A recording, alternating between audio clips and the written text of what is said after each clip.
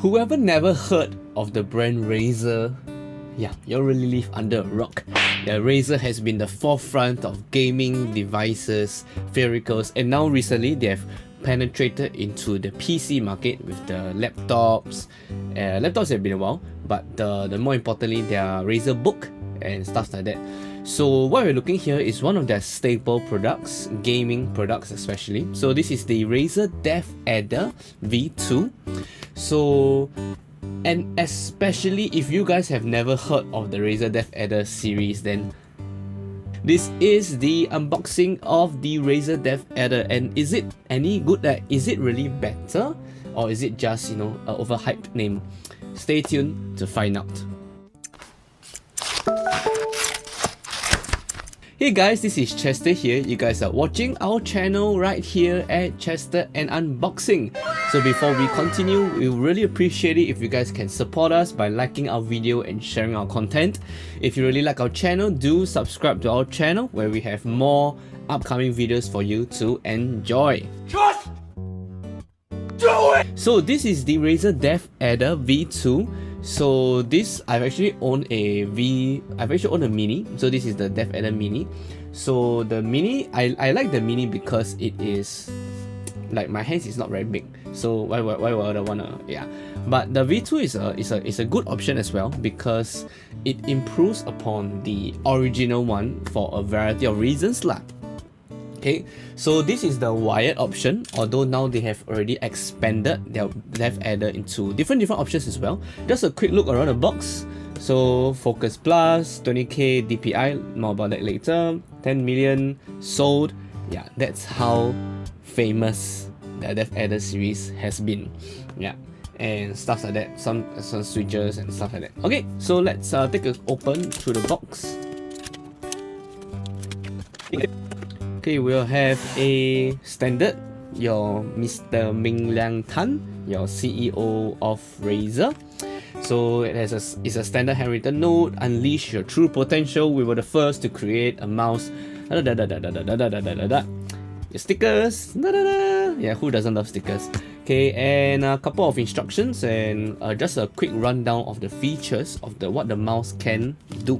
Okay, it's a little big because again I'm used to the Mini, but we'll take a quick look.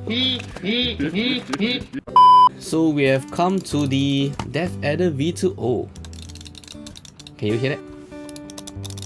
I love the click. Yeah, it's nice. So the V2 is definitely improved. I realize I owned the Mamba before. Back when the Mamba used to be the ultimate one. It was ridiculously expensive. Like, I think it was like $300 plus. Yeah, it's crazy. But yeah, that had a lot. That I don't think that had that had RGB. Yeah, and it was crazy expensive, but it felt extremely premium.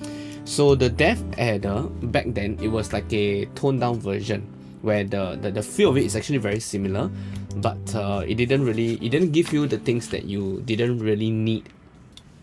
Oh, not bad, pretty good. And yeah, so the Deathadder V2, it actually comes with a 20,000 DPI, that is dots per inch. So basically what the number means is, the higher the number, the like, if let's say you move the same amount physically, if the DPI is higher, your cursor will actually move more across the screen. So, but the thing is, 20k, that's freaking a lot. Like, for example, I'm currently using a 34-inch, the ultra wide, and I'm actually very happy with 3000-ish DPI. So 20k is like, you like that a bit, the whole thing is gonna move. Yeah, so I would say niche. Yeah, I would say niche. Like, not everybody will need a full 20k, but it's good to have that amount of power because when you dial it down, it becomes more accurate. Okay, so other than that, it also comes with this speed flex cable, and the mouse has optical switches. So optical switches means they use light, not the ball. Yeah, they use light, so which means that the tracking is very accurate. Something I like about the cable is that the speed flex cable, right, is, because I use them in a Mini, is very light. So in the sense that, because those old traditional cables or like your regular mouse, you can actually feel the weight of the cable when you're moving. and it drags you down. So the speed flex cable is designed to be extremely light to the point where you can't really feel it. And yeah, you really can't feel it. Like it's really very minimal in terms of the overall drag and the feeling of it. The mouse also comes with 8 programmable buttons. So we have 1, 2, 3. Don't forget the scroll. 4, 5, 6, 7, and what's the 8? Yeah, where's the 8? I'm not sure. Yeah, 1, 2, 3, 4, 5, 6, 7, and I'm not sure if the scroll can click sideways or not, but anyway, it's a lot of buttons, and the good thing is because it's under Razer software, right? So you can all the features and the whatever functions of the mouse can actually be controlled in the Razer software, Razer Synapse. If I'm not wrong, now it's in a 3rd generation already. You can also control the RGB, and yes, this mouse has RGB. They call it Razer Chroma RGB, but in this case, you only can have the RGB on the logo and on the scroll wheel, so quite minimal lah.